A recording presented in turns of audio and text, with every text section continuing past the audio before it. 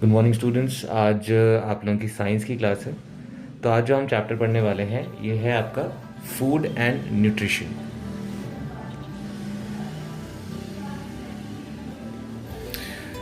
तो यहाँ पे अगर हम फूड एंड न्यूट्रिशन की अगर हम बात करें तो हम डेली खाना खाते हैं, लेकिन हमको ये नहीं पता कि हम उस जो हम खाना खा रहे हैं उससे हमें क्या न्यूट्रिशन मिल रहा है, कब हमें किस तरह का खाना खाना चाहिए और कौन सा खाने की कमी से हमें कौन सी बीमारियाँ हो सकती हैं। तो ये सब हमें जानना चाहिए ताकि हम अपने ग्रोथ पे, अपने न्यूट्रिशन पे ध्यान दे सकें। तो हमारा बुक में क्या लिखा है हम पढ़ते हैं एक बारी। Our body needs energy or power to work and grow. Food gives us energy. There are six main nutrients in our food: carbohydrates, fats, proteins, fiber, vitamins and minerals. तो जो हमारी बॉडी है इसको एनर्जी और ताकत की ज़रूरत होती है, और जो खाना है उससे हमें एनर्जी मिलती है। ठीक है, तो हमारे जो मेन सोर्सेज हैं न्यूट्रिएंट्स के, तो न्यूट्रिएंट्स यहाँ पे देखो 6 लिखे हैं: carbohydrates, fats, proteins, fibre, vitamins and minerals. तो ये 6 आपके न्यूट्रिएंट्स होते हैं हमारे खाने में। और these nutrients are present in different food items we eat in different proportions. तो किसी खाने में कार्बोहाइड्रेट्स मिलेगा, किसी खाने में फैट मिलेगा, किसी खाने में प्रोटीन्स मिलता है, किसी में फाइबर, किसी में विटामिन्स और किसी में मिनरल्स। फॉर एग्जांपल, आप आलू खाते हो, आलू में कार्बोहाइड्रेट्स होता है। आप दूध पीते हो, दूध में फैट होता है। प्रोटीन आपका जैसे मांस में प्रोटीन आपको मिलता है, ठीक है। और फाइबर हो गया आपका, जैसे आप जो पेड़ पौधे खाते हो या हम लोग जो प्लांट्स खाते हैं उसमें हमें फाइबर मिलता है। फ्रूट से हमें विटामिन्स और मिनरल्स मिलते हैं, पानी से भी मिनरल्स मिलता है। तो ये सारी चीज़ें हमें अपने खाने से, अलग अलग खाने से अलग अलग चीज़ें मिलती हैं। अगर हम सिर्फ कार्बोहाइड्रेट्स खाते रहे, हमारी बॉडी में फ़ैट बिल्कुल ख़त्म है या प्रोटीन्स बिल्कुल नहीं है, तो हमारी बॉडी ग्रो नहीं करेगी, है ना। तो आगे पढ़ते हैं। Any one type of food can not give all that the body needs. The body gets what it needs from different kinds of foods. This is why we have to eat different kinds of food. अब जैसे मैंने कहा कि अगर हम सिर्फ हमारी body में हम आलू खाते रहेंगे तो हमारे को प्रोटीन नहीं मिलेगा, फैट नहीं मिलेगा, फाइबर नहीं मिलेगा, विटामिन मिनरल नहीं मिलेगा, हमारी बॉडी ग्रो नहीं करेगी, अच्छे से फंक्शन नहीं कर पाएगी, कोई ना कोई बीमारी आपको ज़रूर लग जाएगी। तो let us learn more about some of them. तो हमें इसके बारे में थोड़ा और सीखना पड़ेगा। We eat 3 meals in a day: breakfast, lunch and dinner. During the day, we eat different kinds of food. The energy giving food जैसे आपका है, the food items which give us energy to work and play are called energy giving food. Sugar, starches and fats give us energy. Cereals and some vegetables like potatoes give us starch and carbohydrates in them. These foods are rich in sugar. We also eat sugar prepared from sugarcane. Our body needs fats and oils in small quantities. We get fats and oils from oilseeds like mustard and groundnut. Milk and milk products like butter are rich in fats and oils. Dry fruits like cashew nuts and almonds also contain lots of oil. तो energy giving food, अब देखो यहाँ पे हम कितने तरह के आपका फूड पढ़ने वाले हैं। 1 2 3 4 5। तो 5 टाइप्स ऑफ फूड पढ़ेंगे हम, जिसमें एनर्जी गिविंग फूड पहला है, फिर उसके बाद बॉडी बिल्डिंग फूड होगा, फिर प्रोटेक्टिव फूड होगा, फिर आपका बैलेंस डाइट होगा। तो फर्स्ट टाइप ऑफ जो है एनर्जी गिविंग फूड। तो एनर्जी किससे मिलती है? हमें शुगर से मिलती है। शुगर मोस्टली आपको जो आपको शुगर कहाँ कहाँ से मिलती है, जैसे यहाँ पे लिखा है। तो जो एनर्जी गिविंग फूड किसे कहते हैं? एनर्जी का मतलब होता है जिससे आपको बॉडी में खेलने कूदने की या चलने फिरने की या काम करने की एनर्जी मिले। तो जैसे आपका जिस फूड में आपका शुगर होता है या स्टार्च होता है, जिसे कार्बोहाइड्रेट भी कहते हैं, या फिर आपका फैट होता है, उन फूड से आपको एनर्जी मिलती है। ठीक है, तो जैसे हम समझ लेते हैं यहाँ पे सीरियल्स, जैसे कि आप जो दाल, चावल, गेहूँ ये सब खाते हैं, इसको सीरियल्स कहते हैं। ठीक है, ये इनमें आपका जो है शुगर आपका कंटेन होता है, आपका कार्बोहाइड्रेट्स होता है, आपका स्टार्च होता है। तो ये जो एक खाना है, जैसे पोटैटोज़, वेजिटेबल्स, इन सब में आपका कार्बोहाइड्रेट्स और स्टार्च मिलता है। और फिर शुगर के फूड्स जैसे होते हैं आपका जैसे शुगर केन हो गया, इनमें आपको शुगर मिलती है। ठीक। और लास्ट हमारा रह गया फैट। तो फैट हमें किस में मिल जाता है? जैसे हम अगर ग्राउंड नट्स जो होते हैं आपके, अखरोट, बादाम, इनमें फैट्स होता है। मिल्क के जो मैंने आपको प्रोडक्ट्स बताया था स्टार्टिंग में कि फ़ैट हमें मिल्क से मिलता है, तो मिल्क प्रोडक्ट्स हो गए, या आपके जो नट्स होते हैं, ग्राउंड नट्स हो गए, ये सब में आपका फ़ैट होता है, जिससे हमारी बॉडी को एनर्जी मिलती है। यहाँ पे देखो कुछ नाम लिखे हैं, कैश्यू नट्स, आलमंड्स बादाम को कहते हैं। इनमें बहुत सारे ऑयल्स होते हैं। ठीक है, ऑयल्स होते हैं और फैट्स होते हैं। तो मैं एक बार और समझा देता हूँ। एनर्जी गिविंग फूड हमारे 3 होते हैं जिससे हमें एनर्जी मिलती है बॉडी को: शुगर, स्टार्च और फैट। ठीक है, शुगर हमें शुगर केन से मिल जाती है, और भी चीज़ों में शुगर होती है। स्टार्च हमें मिल जाती है पोटैटोज से, या फिर किसी वेजिटेबल से। कोई भी तरह की वेजिटेबल होगी उसमें कार्बोहाइड्रेट्स होंगे या फिर स्टार्च होगा। फैट जो हमें मिल्क से मिल जाती है, ग्राउंड नट्स से मिल जाते हैं, और इनमें फैट्स के साथ साथ ऑयल्स भी होते हैं। अब नेक्स्ट हम पढ़ लेते हैं आपका बॉडी बिल्डिंग फूड। तो some food items help to grow and build our body. They are called body building foods. Milk, eggs, split pulses, sprouted pulses, meat, fish, etc. are rich in proteins. Proteins are necessary for the growth and the repair of the wear and tear of our body. ठीक है, तो कुछ food items जो होते हैं वो हमारी body को ग्रो करने में, बिल्ड करने में काम आती हैं, तो इसीलिए उनको बॉडी बिल्डिंग फूड कहते हैं। ठीक है, मिल्क हो गया, एग्स हो गए, आपके जो पल्सेस होते हैं, दाल, ये सब हो गए। स्प्राउटेड पल्सेस होते हैं, जैसे आपने खाया होगा, स्प्राउट्स कहते हैं इनको, है ना, इनको हम स्प्राउट्स कहते हैं। ये वाले पल्सेस हो गए, इन सब में प्रोटीन्स बहुत मिलते हैं। ठीक है, they are rich in proteins, और हमारी बॉडी के मसल्स को ग्रो करने के लिए प्रोटीन्स की सबसे ज़्यादा ज़रूरत होती है। प्रोटीन से ही मेनली हमारी मसल्स ग्रो करती है, हमारी बॉडी ग्रो करती है। ठीक है, तो हमने ये समझा कि मिल्क में जो है प्रोटीन भी होता है, फैट भी होता है। ठीक है, फिशेस जो है गुड इन प्रोटीन्स होते हैं, पल्सेस और स्प्राउटेड पल्सेस। आगे देखते हैं प्रोटेक्टिव फूड। तो vegetables and fruits are called protective food. Fruits and vegetables keep us healthy and strong. These foods prevent us from falling sick. They keep us healthy as they contain lots of minerals and vitamins. The roughage in vegetables and salads is useful for digestion. Water helps in digestion and removal of body waste. Our diet must contain carbohydrates, proteins, fats, vitamins and minerals. तो protective food किसे कहते हैं? Vegetables को और fruits को कहते हैं। Vegetables और फ्रूट्स को प्रोटेक्टिव फ्रूट कहते हैं। क्यों? क्योंकि ये जो है हमें हेल्दी रहने में और मजबूत रहने में, स्ट्रॉन्ग रहने में हेल्प करते हैं। ठीक है, तो हमें ज़्यादा फ्रूट्स और वेजिटेबल्स खाने चाहिए ताकि हमारी बॉडी जो है सिर्फ बड़ी ना हो, स्ट्रॉन्ग भी हो और हेल्दी हो। तो ये जो फ्रूट्स हो गए या फिर वेजिटेबल्स हो गए, इनसे क्या होता है, या इनसे आप बीमार होने से बचते हो। ठीक, आप फ्रूट्स ज़्यादा खाओ तो आपको बीमारियां नहीं लगेंगी। They keep us healthy as they contain lots of minerals. क्यों ऐसा क्यों होता है? क्योंकि इसमें बहुत सारे मिनरल्स और विटामिन होते हैं। विटामिन और मिनरल्स हमारी ताकत के लिए ही होते हैं, न्यूट्रिएंट्स। ठीक है, इसलिए कहते हैं an apple a day keeps the doctor away. The roughage in vegetables and salads is useful for digestion. Water helps in digestion and removal of body waste.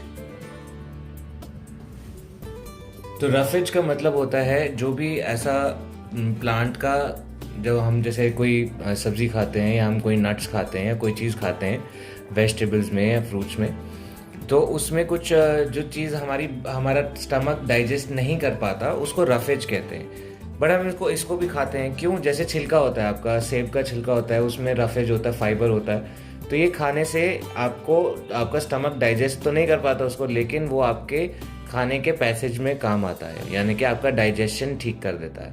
ठीक है, तो जो आपका खाना है वो, अब बाकी का जो खाना है वो आसानी से डाइजेस्ट हो जाता है। खुद डाइजेस्ट नहीं होता, लेकिन बाकी खाने को डाइजेस्ट करने में बहुत हेल्प करता है। इसलिए रफेज जो होता है वो वेजिटेबल्स में डाइजेशन के बहुत काम आता है। ठीक है, जैसे यहाँ पे लिखा हुआ है। जो वाटर होता है, जैसे कोई भी आप सब्जी खाते हो या फ्रूट खाते हो, उसके अंदर बहुत सारा वाटर होता है, वो भी हमारे डाइजेशन में मदद करता है। ठीक है, कोई भी सेब खा लो या तरबूज खा लो या कोई भी आप फ्रूट खाते हो, उसमें बहुत सारा आपको पानी मिलता है, जो कि हमारे डाइजेशन में और हमारी बॉडी के वेस्ट को निकालने में काम आता है। Our diet must contain carbohydrates, proteins, fats, vitamins and minerals. तो हमारी बॉडी में जो है कार्बोहाइड्रेट्स होने चाहिए, प्रोटीन्स होने चाहिए, फैट्स भी होने चाहिए, विटामिन्स होने चाहिए और मिनरल्स भी होने चाहिए। आगे देखते हैं balanced diet.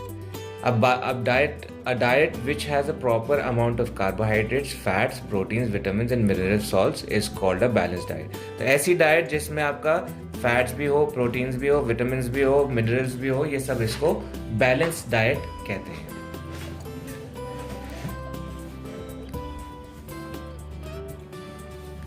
The absence of necessary nutrients leads to malnutrition। तो अगर इनमें से कोई भी चीज़ कम होगी, वेजिटेबल्स में से, कार्बोहाइड्रेट्स में से, आपका फैट्स में से या प्रोटीन्स में से कोई चीज़ अगर कम होती है तो हमारी बॉडी जो है मेल न्यूट्रिशन हो जाती है, उसमें न्यूट्रिशन की कमी हो जाती है और उससे हमें बीमारियां लगनी शुरू हो जाती हैं। ठीक है, तो जैसे मैंने आपको कहा, और इन फैट्स और ये सब के अलावा भी हमारी बॉडी को पानी की और रफेज की ज़रूरत होती है। जैसे मैंने आपको बताया फाइबर की, रफेज यानी कि फाइबर, जिससे हमारी बॉडी को डाइजेशन में हेल्प मिलती है। Cooked food. Cooking makes food tasty, soft and easy to chew and digest. Heat kills germs in raw food. तो जो हमारा रॉ फूड होता है उसमें जर्म्स होते हैं, जब तक हम उसको पकाएंगे नहीं तब तक वो जो है उसके जर्म्स मरेंगे नहीं। ठीक है, जब हम खाना पकाते हैं तो उसके अंदर अगर कोई जर्म्स होते हैं तो वो मर जाते हैं।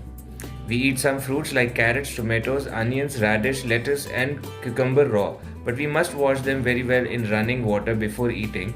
Also eat fresh food. Our digestive system helps food to reach our body and get it absorbed and converted into energy. And the waste parts of the food not needed by our body are thrown out through stools and sweating. Water helps to throw away every waste from our body. An adult needs to drink about 7 to 8 glasses of water every day. तो यहाँ पे लिखा गया है कि जो हम कुछ फ्रूट्स खाते हैं या कैरेट्स खाते हैं, गाजर हो गया, टमाटर हो गया या प्याज हो गया, ये सारे जो सब्जियां हैं ये हम कच्चा भी खा लेते हैं। ठीक है, इसको हम खा सकते हैं कच्चा, लेकिन इसको अच्छे से रनिंग वाटर में या पानी में धो लेना चाहिए खाने से पहले। ठीक है, तो आगे लिखा है और digestive system helps food to reach our body end. तो हमारा जो बॉडी का जो डाइजेस्टिव सिस्टम है वो फूड को प्रोसेस करता है। जब आप उसको खाते हो उसके अंदर के जो न्यूट्रिएंट्स होते हैं, फिर वो हमारा डाइजेस्टिव सिस्टम जो है हमारी बॉडी तक वो सारे न्यूट्रिएंट्स को पहुंचाता है। इसके अलावा यहाँ पे लिखा है कि हमें दिन में कम से कम 7 से 8 ग्लास पानी पीना चाहिए, क्योंकि पानी से हमारा जो है खाना डाइजेस्ट होने में मदद मिलती है। ठीक है, और जो भी हमारा खाना जब पूरा डाइजेस्ट हो जाता है तो वो स्टूल बन के या स्वेट बन के हमारी बॉडी से बाहर आ जाता है। ठीक है, तो यहाँ पे ये चैप्टर ऑलमोस्ट ख़त्म होता है। यहाँ पे कुछ गुड ईटिंग हैबिट्स लिखी हैं, तो ये आप लोग एक बार देखेंगे। Apart from eating balance diet, it is equally important to follow some good food habits to stay healthy. जैसे आपको क्या क्या करना चाहिए? We should always wash our hands before and after meal. तो हमें खाना खाने से पहले और बाद में हाथ धो लेने चाहिए। We should always wash the fruits and vegetables before eating them. हमें हमेशा फ्रूट्स को और वेजिटेबल्स को धो लेना चाहिए। We should not talk while eating. हमें खाना खाते समय बात नहीं करना चाहिए।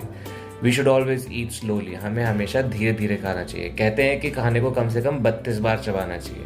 तो आप जब नेक्स्ट टाइम खाना खाओ तो कम से कम काउंट करो कि आप कितनी बार उसको चबा रहे हो। ज़्यादा से ज़्यादा आप 5 बार या 6 बार चबा रहे होंगे, तो बेटर होगा कि आप नेक्स्ट टाइम कोशिश करो ज़्यादा से ज़्यादा चबाओगे तो उसके ज़्यादा से ज़्यादा जूसेस निकलेंगे, जो कि आपको न्यूट्रिएंट्स पहुँचाने में ज़्यादा हेल्प करेंगे।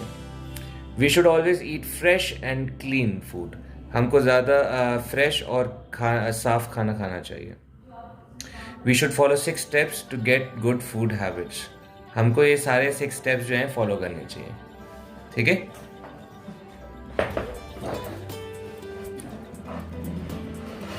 तो